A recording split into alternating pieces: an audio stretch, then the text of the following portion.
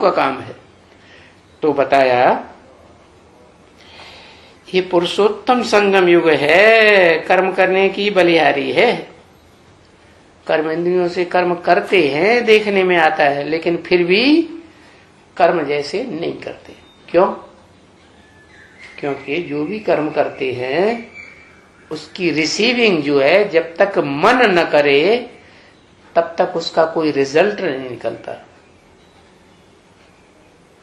तो मन ने जो रिसीविंग किया वो तो तब तक रिसीविंग किया जब तक मन कंट्रोल में नहीं है, और मन को बांध के डाल दिया, वश में कर लिया, तो मन तो बसीभूत हो गया।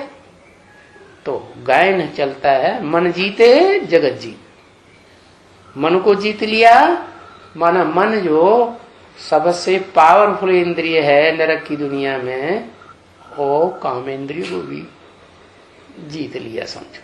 तो कहते हैं काम जीते जगत जीत। तो बताया कि वो बात नहीं है। पिछाड़ी में कलयुग में जो कर्म करते हो ऐसे कर्म करो जो विकर्म न बने, नहीं तो क्या होता है, पाप कर्म बन जाता है। विकर्म का मतलब ये है विपरीत कर्म न बने। है विपरीत कर्म तब बनेगा कि जब मन ग्रहण करेगा, नहीं तो नहीं करेगा। नहीं करेगा तो कर्माकर्म हो जाएगा। तो अभी ये संगम युग है। इस संगम युग में ये बात सीखनी है। क्या क्या सीखनी है? सीखने को क्या है? अरे सच्चाई को सीखना है, ज्ञान सीखना है, जानकारी लेना है। जो जानकारी है वो है किसकी जानकारी? निराकार की भी जानकारी। लेकिन वो तो निराकार है, कैसे जान पाएंगे? तो जिस मुकर्रर रथ में प्रवेश करता है उसकी जानकारी। और उसकी जानकारी कैसे लेंगे? कैसे पता चलेगा कि वो साकार व्यक्तित्व तो इस सृष्टि पर जिसे आदम कहा जाता है वो इस दुनिया का सबसे पावरफुल व्यक्ति है? तो वो सिर्फ है ज्ञान। ज्ञान के आधार पर। अब वो ज्ञान सच्चाई कैसे पता चले? यही ज्ञान है। तो सच्चाई ज्ञान की पता चलती है कि उस ज्ञान को कोई काट नहीं सकता। ज्ञान तलवार कही जा सकती है ना।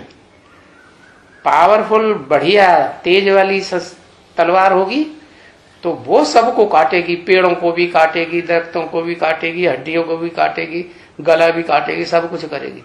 लेकिन उस तार को जो इसमें भरी हुई है तेज, उस तलवार को कोई नहीं काट सकता।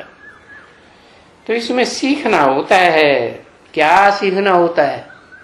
ज्ञान सीखना। ज्ञान की तलवार क्या है, कैसे है, किस गहराई में है, कि यहाँ ये सीखना होता है। ऐसे नहीं कि स्वर्ग में जाएंगे तो वहां कुछ सीखने की दरकार रहती है। नहीं, ये सीखना करना इस दुख की दुनिया में ही होता है। यहाँ की सिखावट वहां साथ में चली जाएगी। क्या सिखावट है? ज्ञान की सिखावट वहां साथ में जाएगी। कैसे साथ में जाएगी?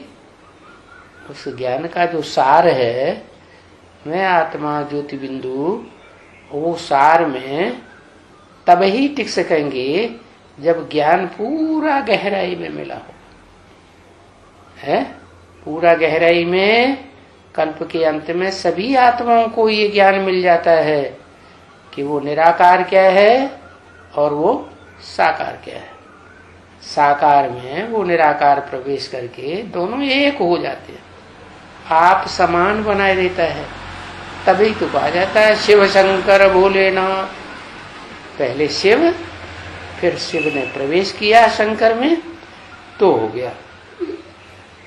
भोले भाले दो शब्द को जोड़ देते हैं। जिसने पहले प्रवेश किया वो है भोला, जिसमें प्रवेश किया वो नंबर 2,